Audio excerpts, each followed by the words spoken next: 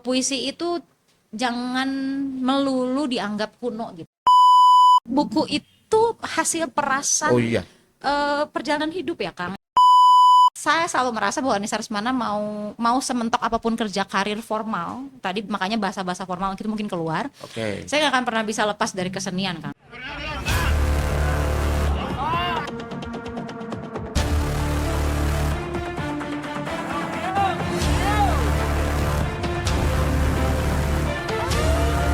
Bagaimana caranya rakyat mendidik rakyat sejahtera? Assalamualaikum warahmatullahi wabarakatuh. Salam sejahtera untuk kita semua. Om Swastiastu, Namo Buddhaya, salam kebajikan, rahayu, rahayu, rahayu, sampurasun. Sampes. Baik, ketemu kembali dengan channel Berpikir Merdeka, Rakyat Bicara dan Pikirkan Rakyat. Ini suasananya memang agak suasana lain sebetulnya. Ada mutasi lah. Tidak hanya pejabat-pejabat yang mutasi, kita juga podcast perlu mutasi. Jadi kita sekarang masuk di zona atas. Kalau kemarin itu di bawah, studionya sekarang di atas. Dan ya alhamdulillah, studio ini lumayan bisa menampung 3 sampai 4 narasumber. Dalam kesempatan ini, alhamdulillah kita kedatangan penyair asal Bandung yang besar di Tasik sebetulnya. Dia salah satu penyair perempuan yang sekarang lagi aktif-aktifnya.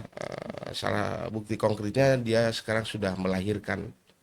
Dia sudah punya anak, melahirkan buku Telinga yang Tidak Dijual di Pasar Saham. Nah, ini menarik.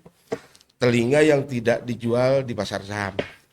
Nah, oh ya, namanya Anissa Rusmana Ahmad ya. Iya, sekarang udah Anissa ya. Rusmana Ahmad, terus beliau itu besarnya sebetulnya mah pencarian perjalanan politiknya lebih besar mungkin, atau setengah dari pencarian ketika buku ini lahir itu sebetulnya mah di Tasikmalaya, dan sering berkomunikasi dengan teman-teman yang ada di sini.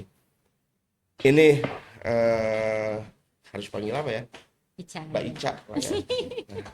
Mbak Ica, Iya, gimana? ini nih menarik nih. Halo. Ini judul antologi puisi kan aneh nih. Telinga yang tidak dijual di pasar saham. Menarik tuh. Gagasan atau muncul tiba-tiba muncul gagasan seperti ini berdasarkan apa tuh? Berdasarkan riset atau berdasarkan pencarian perjalanan politik seperti apa tuh, Iya. Mbak Ica? Aduh, langsung judulnya pertanyaan pertama. Iya, langsung nanti kita ngomong yang lain-lainnya lah. Siap ya. Judulnya betul Kang. Jadi gagasan ini memang bukunya itu lahir temanya memang sudah satu gitu. Jadi hasil buku puisi itu bukan hasil dari kumpulan sekian belas tahun enggak. Oke. Jadi sudah tujuannya buku ini temanya apa gitu. Oke. Baru saya menulis tentang itu kurang lebih selama 2 tahun.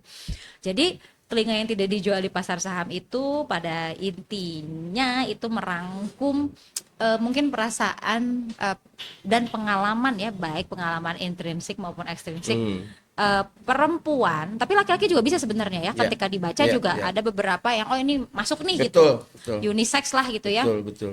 Eh, tentang pengalaman tentang tubuhnya, kemudian tentang berekonomi ya, terus berpolitik, Ya. bernegara lah intinya. Bermain rasa juga gitu ya Betul. di negara kita gitu. Jadi nah kenapa telinga? Karena telinga adalah salah satu alat indera yang bersifat menampung ya kan. Betul. Kalau mulut kan keluar. Sepakat. Kalau telinga itu kita kemampuannya reseptif ya, mendengar gitu, mendengar. merespon Ya. gitu. Jadi mungkin itu yang diambil gitu, dan memang ada salah satu sajak disimpan di akhir yang judulnya itu gitu. Ya sudah, akhirnya saya pakai itu juga sih Kang. Iya, betul. Begitu singkatnya mah. Nih, karena kan ini nih, satu lagi, bahwa sebuah karya, apapun itu, karya sastra apalagi, itu kan mewakili zamannya. Oke. Jadi Ya. setiap karya seni pasti mewakili zamannya. Zaman. Nah, di sini kan kata saham, apakah memang ini ada sedikit memang bocoran-bocoran teks lah, Ya. perkembangan di luar, terus kegaduhan dan sebagainya. Ya. Ya karena saya juga agak curiga nih, tiba-tiba saham. Apakah memang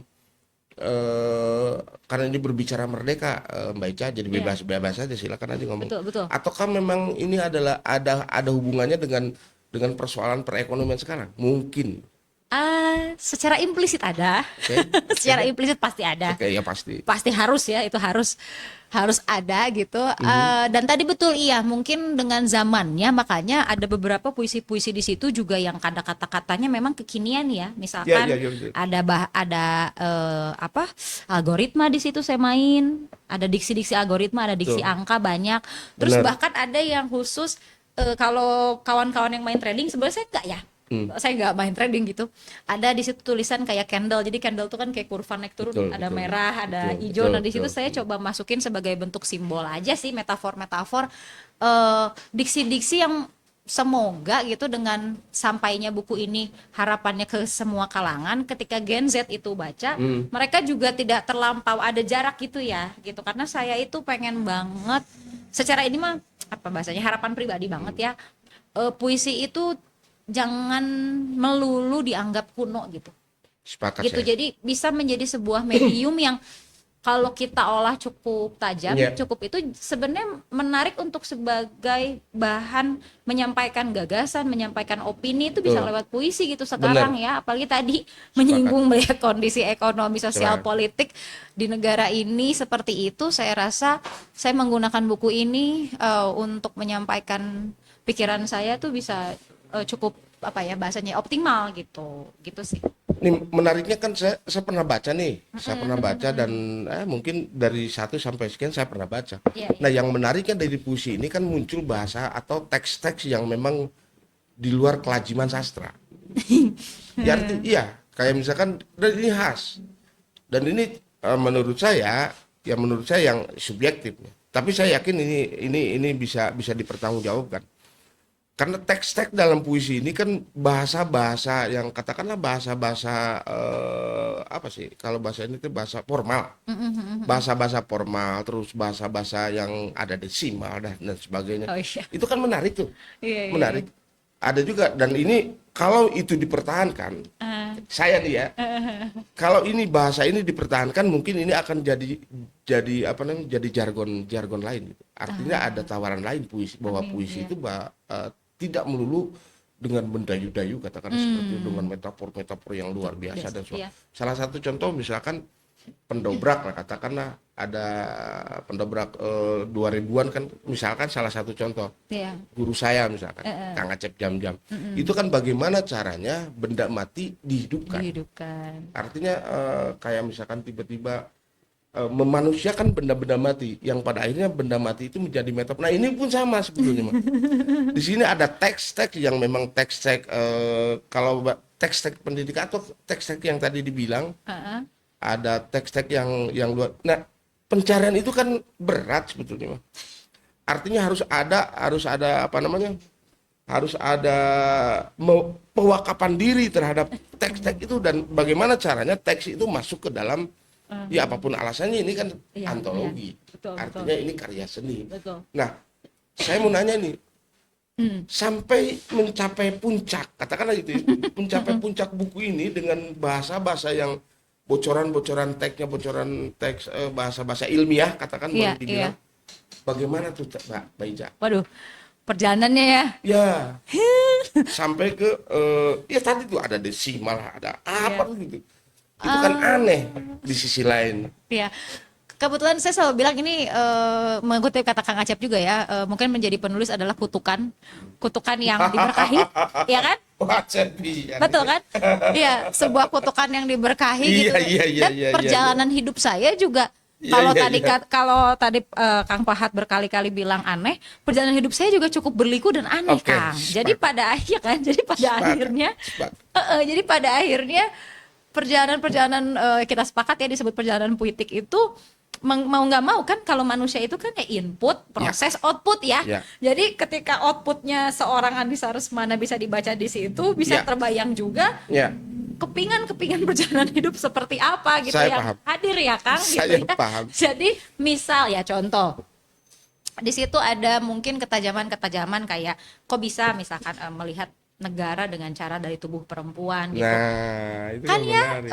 saya bisa membahas sedikit perjalanan personal. Dulu itu saya sudah diajarkan berkritik dari zaman SMA ya Kang. Aduh, sampai di Tasik itu agak pinggir-pinggir jurang itu. Nah, saya sudah mengalami perjalanan-perjalanan pinggir jurang itu luar biasa ya. Jadi dan mungkin yang saya tanpa bermaksud mengecilkan kawan-kawan Ya, yang memiliki jalur perjuangan di tempat lain, saya terbiasa dari kecil memperjuangkan atau mungkin ikut mengawal negara Ya. itu lewat kesenian Kang gitu. Tuh, Jadi sepakat.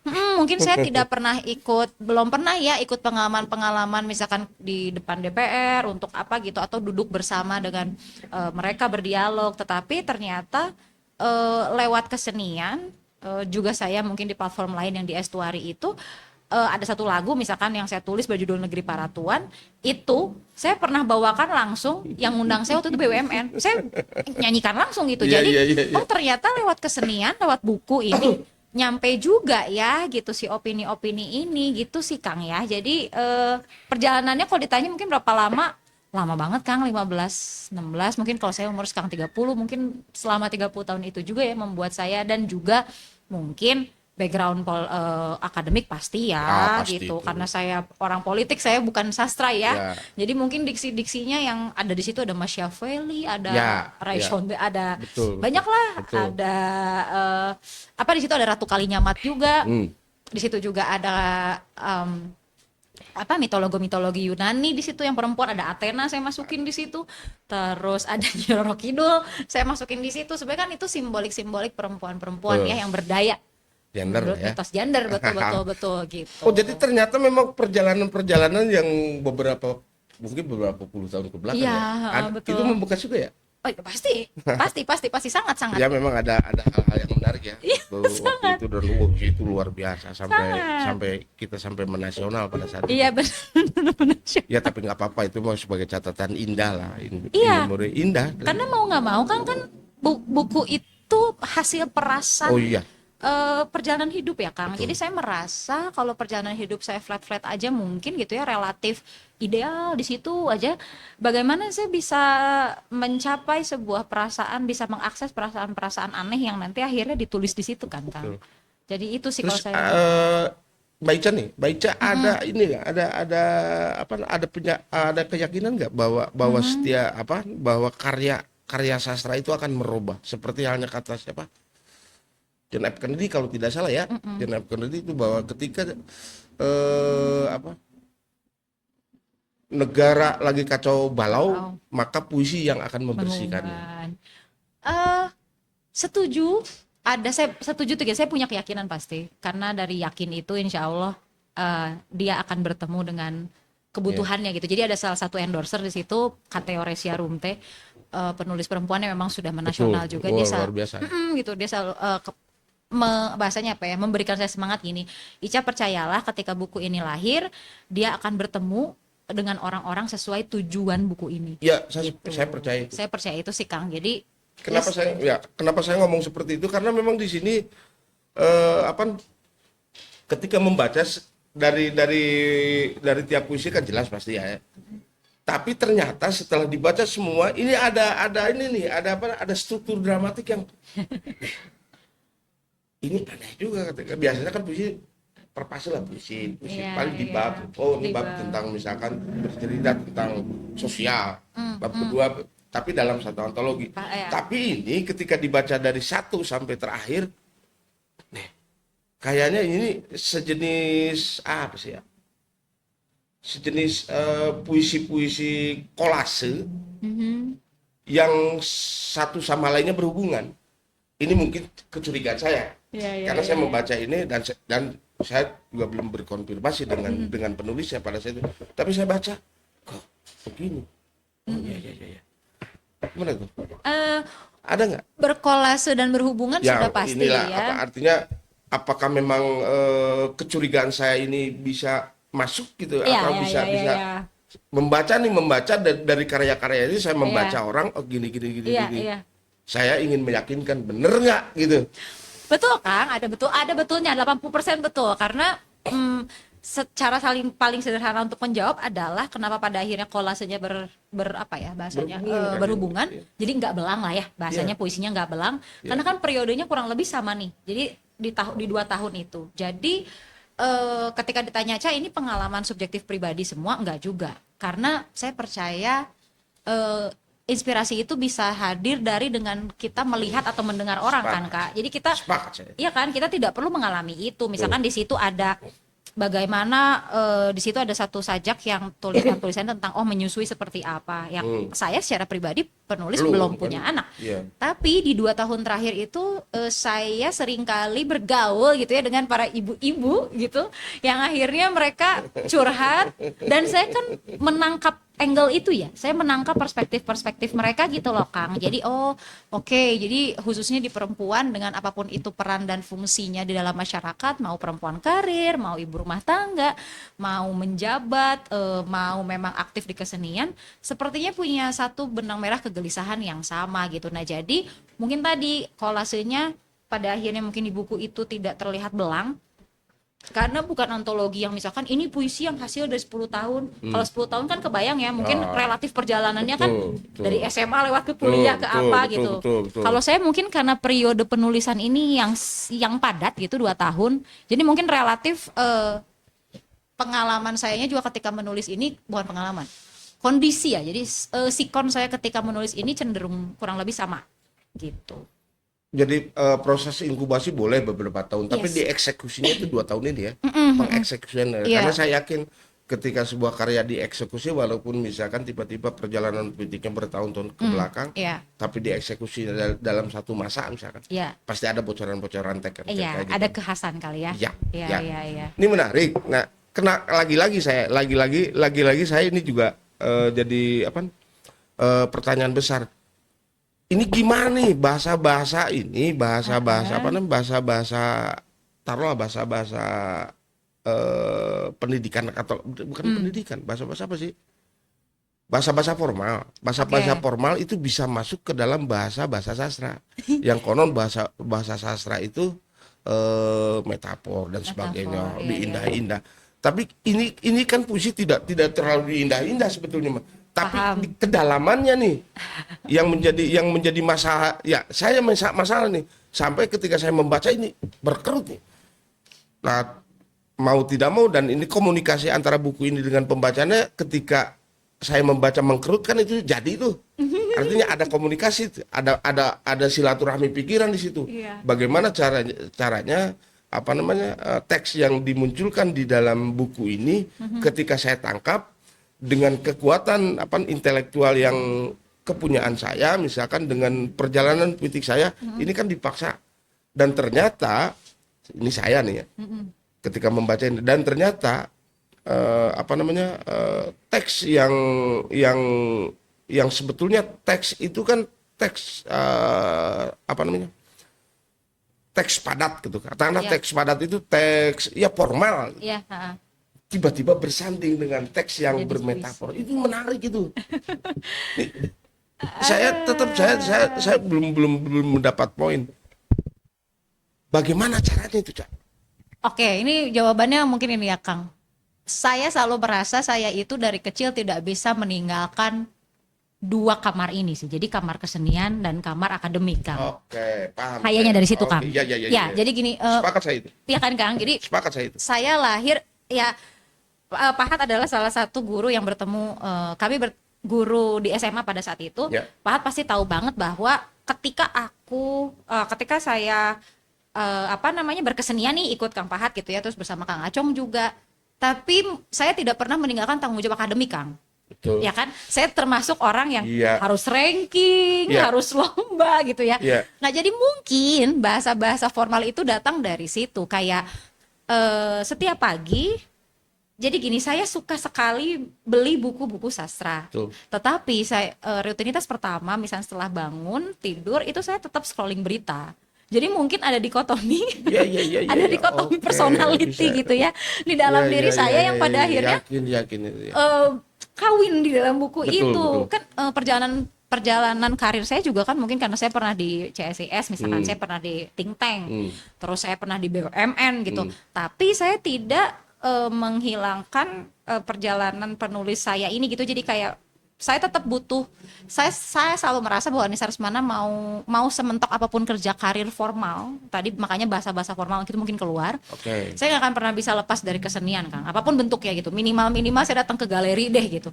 Saya terima itu. Iya kan, jadi Saya terima mungkin dari situ ya. Saya terima itu. Saya terima 100% saya terima. Iya dari situ. Oke, para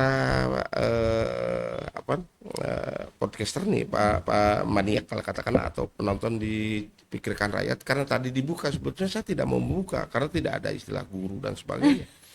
Dulu itu kita pernah jalan, artinya bukan pas Ica sebagai bukan guru lah.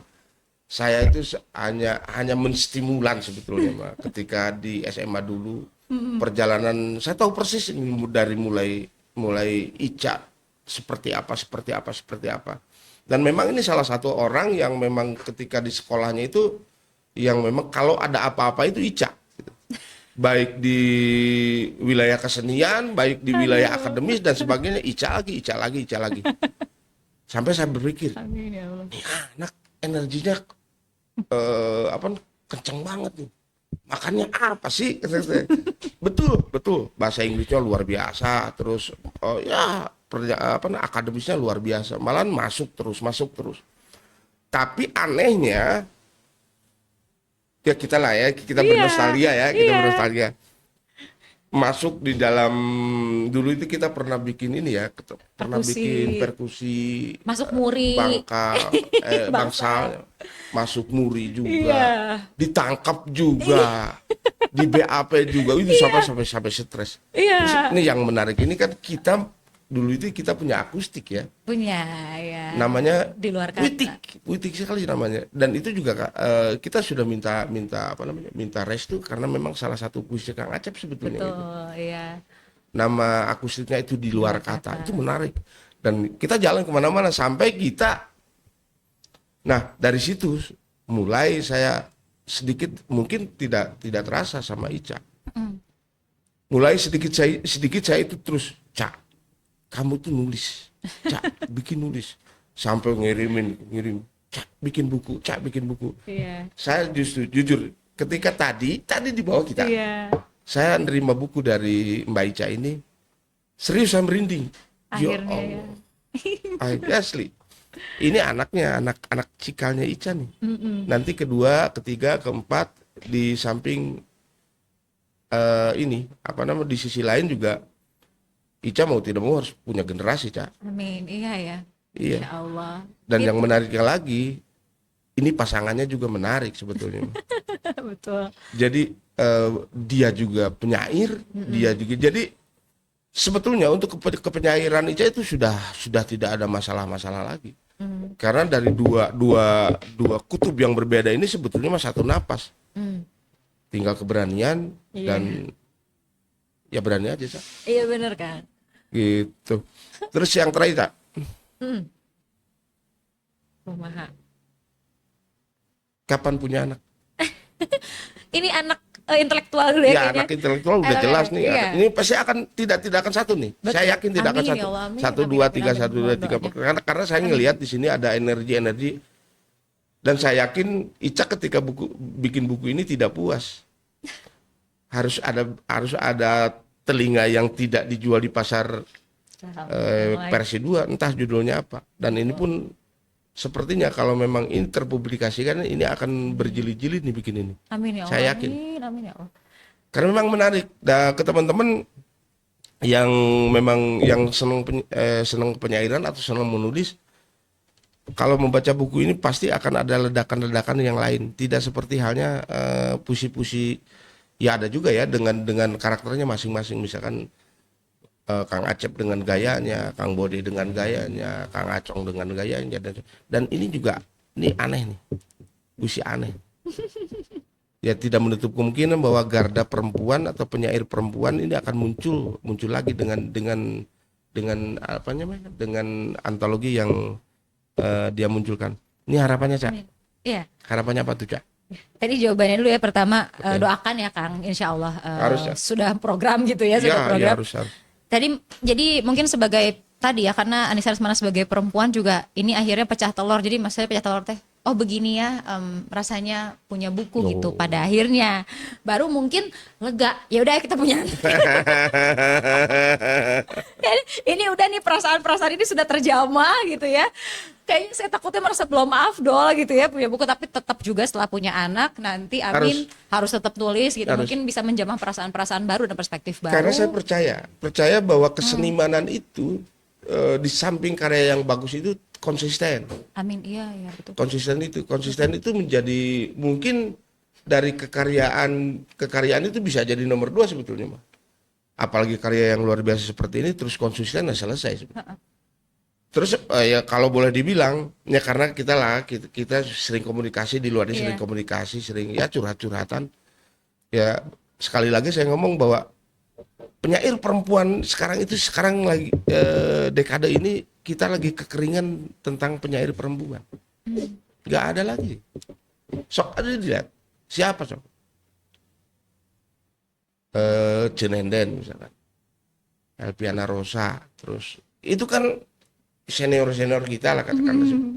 Nah kitanya lapisannya katakanlah seperti itu udah ya namanya juga hidupnya ada yang muncul ada yang hilang dan nah tiba-tiba ada yang muncul terus tidak muncul lagi hilang nanti akan kehilangan jejak. Betul.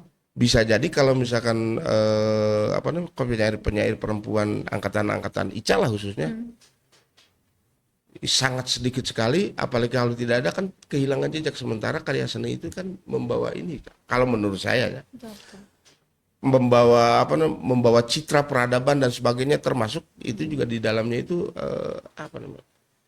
sejarah peradaban ini bisa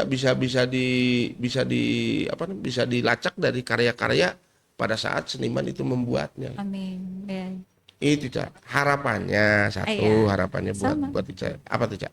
Tadi menyambung kata Kang Pahat ya, harapannya nomor 1 semoga memang dengan hadirnya aku menulis, padahal keberanian saya ini bisa menular lah tadi ya ke perempuan-perempuan, karena banyak sebenarnya Kang ya, tetapi entah mungkin dengan tadi mungkin belum berani juga gitu kan. Saya sendiri aja kan buku pertama perlu belasan tahun ya gitu untuk pada akhirnya jadi mewujud gitu. Ada beberapa kawan-kawan misalnya di kampus-kampus gitu, iya kan, di kampus gitu. Saya berharap ketika buku ini mungkin sampai, mungkin ini dengan podcast ini juga tersiarkan, pada akhirnya ayo kita nulis, ternyata bisa ya, ternyata mudah misalkan untuk penulis gitu ya. Ayo kita terbitkan, sehingga akhirnya penulis-penulis perempuan regenerasi ya, sebenarnya tongkat estafetnya ya, pada akhirnya jalan gitu tongkatnya. Dan harapannya dengan buku ini sih semoga akan sampai ke teman-teman yang memang membutuhkan untuk membaca buku ini sih Kang, karena saya percaya nilai tertinggi dari sebuah karya atau kita membuat produk itu ketika ada manfaat ya, ada manfaat realnya sih. Saya sangat ingin sih buku ini ada manfaat bagi orang-orang banyak gitu. Luar biasa. Itu sih Kang gitu. Iya paling itu aja bukunya, dan ya alhamdulillah sih sudah dijual juga, sudah mudah didapatkan sih Kang. Nah itu kita bukunya. Ini salah satunya Telinga yang tidak dijual di pasar saham. Kalau di daerah kita di Tasik bisa dapat di mana? Sudah ada, kemarin saya nitip ke beberapa kawan-kawan di Cermin. Jadi ada, cuman lagi proses untuk mau dititip di mana nih dijualnya. Tapi kalau misalkan untuk pembelian langsung ada nomor teleponnya juga, bisa langsung DM ke Instagram saya juga bisa, atau ke Dixit Tipsy Press, Instagramnya Anissa RESMN, Anissa ada di situ. Kalau di Jawa Barat sudah hampir distribusi, dan DKI Jakarta ya udah hampir 20 toko buku alternatif. Di Bandung misalnya terdekat ada di Pelagia gitu ya. Terus juga ada beberapa di Shen Library. Oh iya, di Jakarta ada di kios Ojo Keos punyanya Mas Holil, Efek Rumah Kaca. Ya kebetulan ada endorser juga nih. Betul. Beliau juga menulis testimoni gitu sih Mas Holil di sini gitu. Jadi ada. Dan untuk toko buku besar ya seperti Gramet dan Togamas masih dalam proses sih. Doakan segera bisa gitu. Cuman kalau DM aja saya orangnya sangat senang ngobrol. Jadi feel free, sangat-sangat ini gitu sih. Nanti kita ini di podcast ini kita tempelkan kemana. Ya, siap. rencana setelah dari Tasik kemana lagi nih? Iya, oh iya, tadi malam kan habis perayaan syukuran pertama dan saya tidak salah memilih pertama Tasik karena Oh iya iya iya. kota ini tadi betul. Saya lahir di Bandung tapi saya mungkin lahir kembali saya bisa bilang di Tasik. Perjalanan politik saya itu tereskalasi luar biasa di Tasik gitu. Titik pertama di Tasik, kemudian minggu depannya tanggal 29 di Ciamis. Kemudian September tanggal 5 itu di Cilandak, tanggal 6-nya di Perpusnas di Taman di, Ismail Marzuki, alhamdulillah tim di ya. tim. Tanggal 7-nya di BSD. Nah, kemudian September ke Oktobernya itu ada beberapa kota-kota seperti misalkan Purwakarta, terus pengen ke Kuningan juga. Ada Teater Sado di situ udah Iya, lama iya, nggak ke iya, sana. iya, iya. Terus Oktober tanggal 11 kalau yang udah fix tanggalnya itu di Kesiman di Sanur di Bali. Justru udah fix tuh, sudah konfirmasi. Wih, alhamdulillah. luar biasa. Solo Mas Salim tuh. Iya, dia iya, kenal Solo Mas Salim juga. tuh. Jadi Jawa Tengah sama Timur itu kita lagi bikin rutenya dulu sama tempat-tempatnya di mana. Jadi masih belum bisa dikeluarkan tempatnya kan, Ya takutnya. sekalian bulan Betul, madu. iya benar. Saya senang sih berjalan-jalan dengan buku ini karena bertemu dengan banyak orang. Ternyata. Bertemu dengan banyak Bukunya. orang terus efektif. Alhamdulillah. Iya, betul, Bisa betul. sendiri, apalagi kalau dengan pasangan itu bisa jadi bulan madu, bisa Iya sih, jadi Kang. program yang tadi dibicarakan bisa Betul. bisa dapat di itu. Iya, gitu. Jadi alhamdulillah. Oke. Ya, teman-teman, pikirkan rakyat bahwa sebuah karya sastra itu sebagai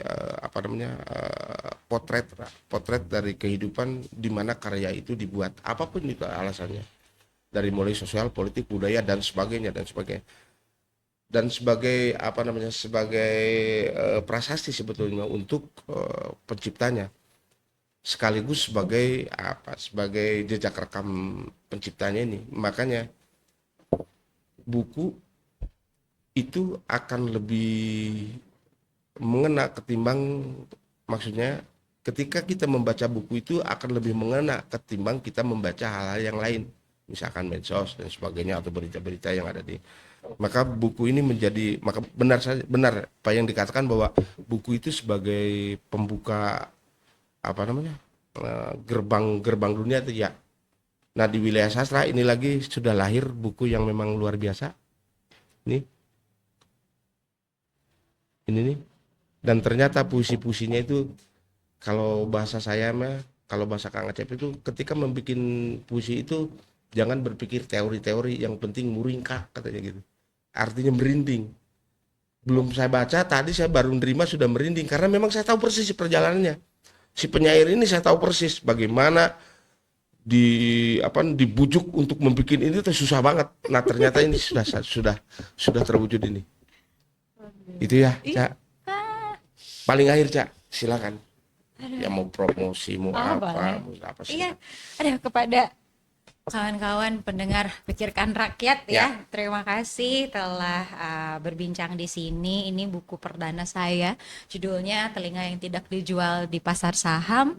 Jadi saya berharap semoga dengan buku ini saya bisa bertemu dengan banyak kawan-kawan baru gitu, karena buku ini berjalan lebih jauh dari saya ternyata, Kang. Ada pemesanan loh hampir sampai ke Bulukumba, ternyata ada yang kontak gitu ya. Gitu. Jadi menarik juga ini gitu perjalanan saya menerbitkan buku, dan bisa didapatkannya itu bisa buka Instagram Diksi Tipsi Press, terus ada kontaknya juga nanti mungkin sama di podcast ini ya, di bawah kita tulis ada nomor teleponnya juga, jadi ada isi form gitu, Kang. Sebenarnya sekarang juga kalau misalkan yang lagi jalan-jalan di Tasik mungkin bisa nanti kontak ke kawan-kawan komunitas cermin juga gitu. Terus bisa sih pengiriman cepet soalnya alhamdulillah dari Bandung. Toko-toko buku alternatif juga udah ada. Nanti insya Allah mungkin di minggu ini atau minggu depan di Instagram saya ada poster, jadi penjualan serentak, jadi di toko buku mana ajanya yang lagi dibikin. Ya. Gitu sih. Baik, terima kasih. Wah, luar biasa bincang-bincang di pagi ini, pagi yang memang cerah, pagi yang memang luar biasa, pagi menjelang malam minggu ya.